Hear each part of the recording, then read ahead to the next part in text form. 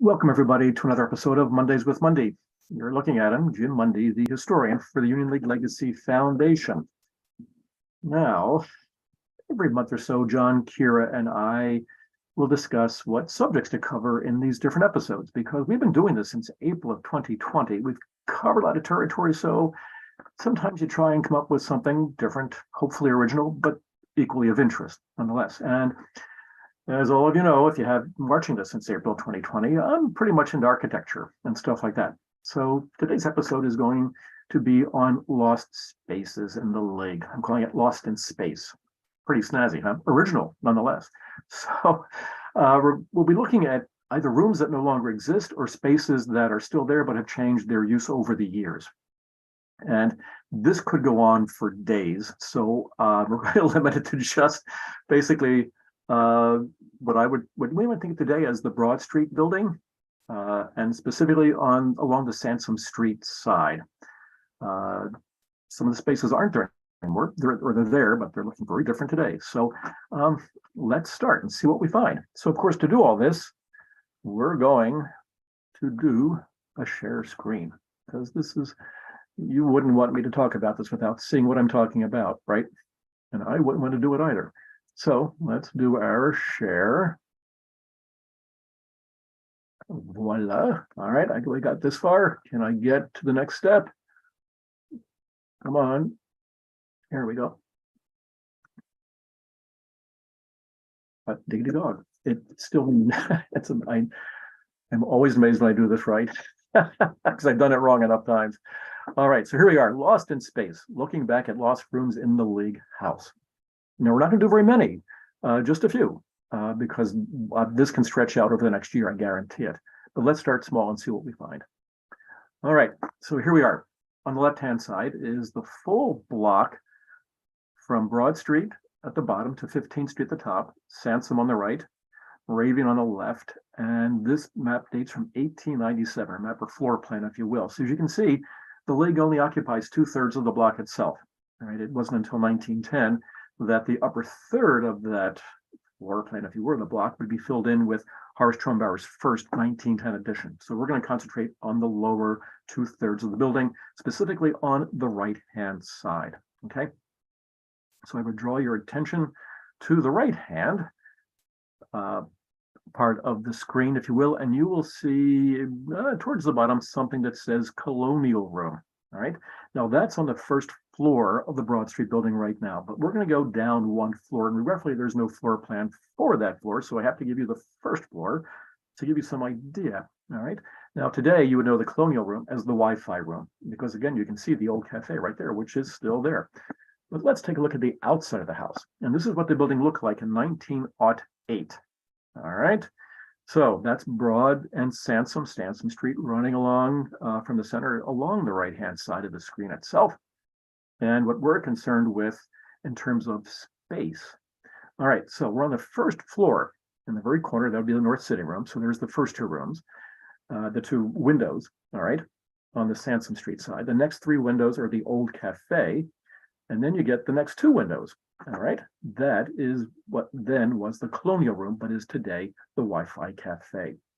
All right, so we're going down a floor. And you can see the windows there right at street level, and they're still there. All right, that in 1903 was the accounting office. Plain and simple, but look at those ledgers. You know, we still have some of those ledgers around to this day. So that's the accounting office as it looked in 1903. Now, clearly not very fancy schmancy, very simple, practical, bookkeepers at work by and large. And the space was still in use in 1978 when I came to the League, because then it had turned into an upper staff dining room. So in 1978, you have to think of the League as still being very Victorian, with an upstairs and a downstairs staff. And because I was the associate archivist and part of the library committee, or back then, I was considered upstairs staff. And so in this room, in the space that looked a little different, as you can imagine, between 1903 and 1978, this is where the upstairs staff, as we were, so would have included the general manager, Dan Redmond, though I never saw him eating there in the 3 years that this was open when I first came here. But the mid-level managers were in there, secretarial staff for the mid-level managers, and yours truly. And we ate off the members' menu every day, Monday through Friday, and it was fun. But it didn't last forever because by the early 1980s, the economy was such that the Lig was really cutting back on all of its operations, and this room disappeared. Well, it disappeared in terms of use. It later became a silver storage room for the food and beverage operation, which is the a la carte operation, basically, but also some banqueting. And what did it turn into? This. Pretty amazing, isn't it? All right. So this is Cellar 62 today, right? And you can see in the very bottom how the stairs go down. All right, which means this is a two-story room. So the space that I'm talking about is just on the upper level. That is the top half of the room itself, right? Where on the right-hand side, you see the wine rack, and on the left-hand side, you've got the lights, but you can see a window there behind the chandeliers there, if you will. All right. So that was one of the windows that was in the original accounting office that became the upper staff dining room, because there was a floor there once upon a time. So before the Lig went in through its strategic plan called Vision 2000, which called for creating these new dining experiences and spaces, those were actually two rooms. So the bottom half, where the dining table is today, was occupied by what was then a storeroom, but had been originally the ale vault, that then became a cigar vault, and then became a storeroom. And then when Cellar 62 was opened, by now, not quite 10 years ago, they took out the floor and created, rather than having two rooms, they had one room. And so that's what you're looking at today. So you can see how spaces are lost, or just at least repurposed and reused. So pretty neat there. I thought it was pretty neat. Okay, so I hope you do too. And who would have thought, right? So let's move on. And what do we find? Just a closer view, but now you get a better look at that window. And you can see where the floor would have been, just above the railing. That is where the floor would have been. And you see those kind of like a string course of wood along there. And that's it. So, okay, here we go. Now, the accounting office. Since we're talking about accounting, after that, it went to the third floor of the 1911 Trumbauer section. All right. Anybody recognize the space? Members, if you use the third floor at all, you get off the elevator, you turn to your right, and what do you hit? See that staircase on the left-hand side, that landing? Okay, what is that today? I'll keep you guessing because I'm going to show you. Now, just for what it's worth, the gentleman in the right-hand corner in the front there was Howard Welch. And when I went to the Lig in '78, he was the controller, and that was when they spelled it COMPTROLLER. And then two behind him, not the gentleman off to the right, but to the left, that was Al Haig, Haug, and Al was the assistant controller at that point in time. And they both worked, they were both lifers, kind of like me.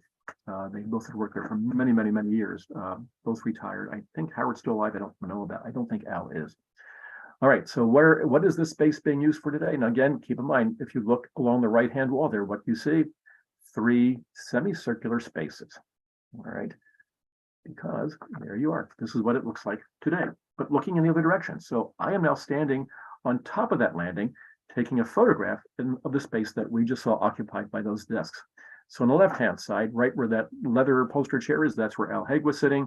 And Howard Welch, see that screen on the left-hand side? That's pretty much about where Howard Welch was sitting, right? Because inside there, you can't quite tell from here, but we have these 3 semicircles, right?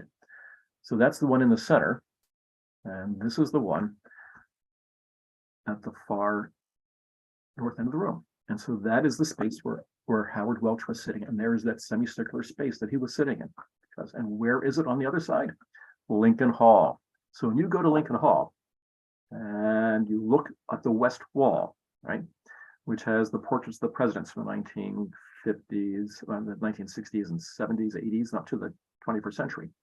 And you look up top over the 3 doors, you'll see those lunettes, those semicircular spaces. And through them on the other side is where the 3rd floor business center is located today. Right? I thought that was pretty neat. All right, moving on. Oops, daisy. All right, so back to this building here. All right. Now, on the right-hand side, at the far right-hand part of the the illustration, the photograph, right, you can see that it's basically a 3-story addition. You'll have those circular round arched windows on the upper floor. That's the second and third floor, but beneath it have those other windows, right? So keep in mind the first floor is elevated above street level. And what did we have in there? We had the billiard room, because that whole section was called the Annex. And it was the first addition opened behind the original 1865 John Fraser Clubhouse. The architect for the Annex was another League member, Theophilus Parsons Chandler, and it is probably no coincidence that the Annex opened in 1881, the exact same year that Chandler became a member of the Union League. It's interesting how those dots connect sometimes, isn't it? So on the first floor, we had the Annex, and you can see how, even though there was a new room to the left-hand side called the New Cafe, all right, but along the Annex, see all those heavy black lines that indicates that those were load-bearing walls or exterior walls once upon a time, and that's what they were. And this is what the billiard room actually looked like. All right. And obviously the pool tables are gone. Well, the room itself is different today. I mean, this is the space occupied by 1862 by Martin Hammond. How do you like that? How do you like those apples? In the meantime, you can see the gentleman sitting on the bench. He was actually the pool room attendant at the time, and he's sitting on a bench that back then had cane seating, and we actually have one of these in storage, and it is upholstered at this point in time. So pretty neat stuff there. All right. Now moving on, we have Assembly Hall. Okay, let's go back. So above the Annex is on the first floor. Assembly Hall, right, is that room on the right-hand side with the round arched windows. So it's a 2-story room. Okay, so here we go. That's Assembly Hall. Pretty spectacular, isn't it? And I believe we're looking from west to east. So we're looking towards Broad Street. And this photograph dates from 1887. So you can see the League has already purchased the chandelier from 1881. I say chandelier, I should have said gasolier, because it is a gas fixture at this point in time. And though it has changed over the years as it became electrified, it is still basically the same structure, if you will. And then off in the background, behind the chandelier, we have a minstrel's gallery. That's where that's where the band would play, the musical band, for dinner dances and things like that. Off to the left, you might recognize that painting hanging over the doorway. That is Henry Clay by John Nagel, and it's a little too hard to tell what the painting is off to the right, but given the darkness of it, I'm guessing that is actually the Daniel Ridgway Knight portrait of George Gordon Meade at Gettysburg, which would kind of connect with, of course, Henry Clay, 2 mid-19th century figures. So, of course, Clay, a politician, died in 1902, and Meade, the Union hero of Gettysburg, the Battle of Gettysburg. Okay, so look at that wonderful, fireplace and mantle over it. Wow, what architecture! And you can see those chairs. Believe it or not, now those are the chairs that were purchased for the room in 1881, and we still have 4 of them, again in storage. Believe it or not. And when I came to the League, in 1978, they were still being used in Lincoln Hall up until the mid-1980s, if not even a little later, believe it or not. So the League certainly got their money's worth out of those. So this is 1887. This is 1902. All right, same view, but obviously they've gotten rid of the minstrel's gallery. Fireplace is still there, little raised platform in front of it. There's a bust on top of the mantle itself, and it's pretty much the same room, right? But by now the chandelier is, they began to convert part of it to electricity by now, because electricity was introduced to the League House in 1888. So that's Assembly Hall in 1902. Look at that beautiful coppered ceiling, and all of their painting. You can see all the other paintings, some of them portraits in the room. And then we go to 1903, and this is actually the Founders Day celebration and dinner. You can see the head table on the left-hand side, but just look at all the lights and the flags and just how magnificently it's decorated. Just wonderful stuff. Now the room itself no longer exists, obviously, because this annex, as well as the one to the south that we saw, the new cafe, those were torn down to make way for the Howard Trumbauer 1911 middle section. So this space is now occupied by today's Lincoln Hall. Okay. All righty. Still with me? Still interested? I put anybody to sleep yet? So here we are, back to the 1908 photograph, and I'm showing you this because, all right, we're going to look at the floor plan. Next, this is the original 1865 floor plan from the May 15th edition of the Philadelphia Evening Bulletin. And this is the only floor plan we have of the building, the first two floors. On the left-hand side, we're looking at the right-hand side. Along this, you can see how there's a center hallway or enfilade. And look on the right-hand side, you'll see parlor, which is today's north sitting room. You'll see reception, and then director's room and an office. So in 1885 and 1886, those spaces were reconfigured. They were expanded. They were pushed out to the right-hand side so that we had one consistent building line, if you will, exterior line. And that's what we saw in the previous photograph of the outside of the house itself. But look at the office. So there was business being conducted on the first floor of the Broad Street building and all this time, and there was an office.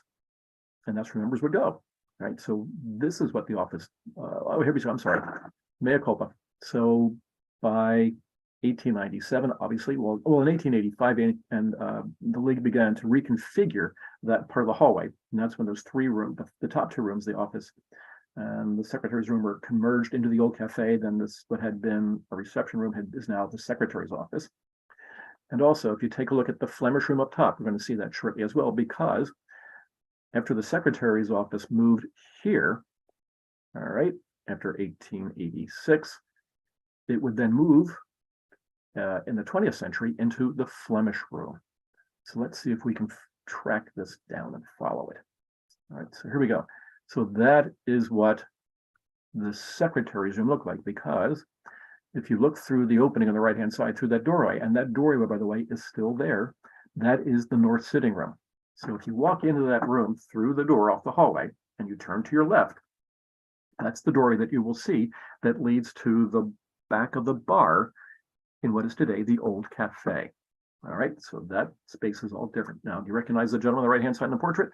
That is George Boker, and that portrait by Matthew Wilson can now be seen in Founders. But look at that beautiful cast iron, that ironwork, the grill work there. Magnificent. Wish it was still there today. And the window that you see back there, all right, that would be today's penalty box. But anyway, let's keep going. So here we are. Now we're in the Flemish room. All right, let's go back up. There it is. Okay. So again, on the right-hand side, top, it says Flemish room. The colonial room, today's Wi-Fi room. We'll do that one later. But the Flemish room looked like this in 1902. And it's still the ladies' dining room. Remember, it's ladies' dining room from 1870 until 1910.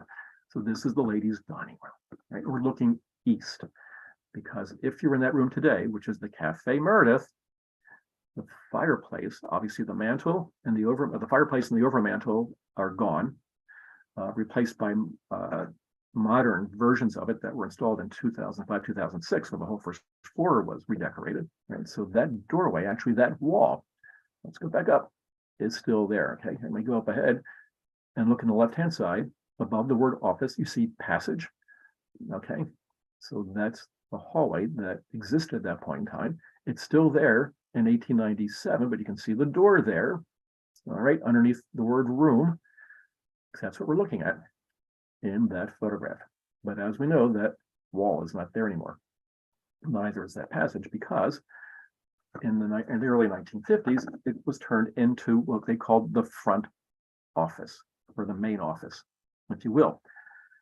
And I'm not sure who that gentleman is. It could be Al Wickham, but I don't think so. Because when I came to the league in 1978 on May the 15th, I expected to become or work in the archives right away, but instead I got kind of sidetracked into the main office because they needed the help in there. And so I spent at least 2 summer months working in that very, very space that you see there behind that big giant counter. And you can see they've installed a wall there, right? So you walked along the main hall, you made the turn into what had been that passage that led back to the colonial room, today's Wi-Fi room. And then on the left-hand side would have been then the Flemish room, and now it's the front office because if you go through, now that's just a drywall that got put up in the 1950s, because they split the room in half. And if you went through that door, you're in the restaurant office. And that's the room where Mr. William Deal, D-E-A-L, that's what he hired because he was the director of food and beverage at that point in time, and he'd been an old ARA guy. employee for years and years before he came to the league. Anyway, so that's the main office, the front office, whatever you want to call it. And obviously that desk would disappear, that wall would disappear, and what would it become? There you go. Who would have thought? Pretty amazing, isn't it, though, that you can take a room and do so much with it, both from its original appearance to its 1950s appearance as an office space, and then to today's modern Cafe Meredith, which is spectacular. So I think I pretty much got the same angle we were looking at in the previous photograph, right? So there's the fireplace that was created when the room was redecorated in 2006. So it looks a lot like the old one. And rather than here, we have a painting as an overmantel, and that's today's modern Cafe Meredith. Pretty neat, I think, anyway. All right, so that, I hope I didn't take too long to do that. I always get in trouble when I go too long. I don't get in trouble, but let's just say I have a tendency to talk too much and dig too deep into the weeds. But nonetheless, I hope it gave you some information today about spaces and rooms in the League House that were there once upon a time, aren't there now, or if they're still there now, look very, very different than what they used to look like. And the rooms are being used in some cases for the same thing, like food and beverage. So anyway, so that's I'm sure that's only our first episode of Lost in Space. I hope you enjoyed it. I hope you found it intriguing. We'll do there's plenty more to do, believe me, about some of these rooms in the house that aren't there anymore. So we'll see what happens, right? So stay tuned for episode 2. But our next episode will be about Union League presidential portraits, because we're about to unveil a new one in just a few weeks. So this is Jim Mundy, historian, Union League Legacy Foundation, signing off, saying thank you for watching, especially if you've been doing it since April of 2020. We appreciate it. And stay well, everybody. Stay tuned. And thank you very much. Goodbye.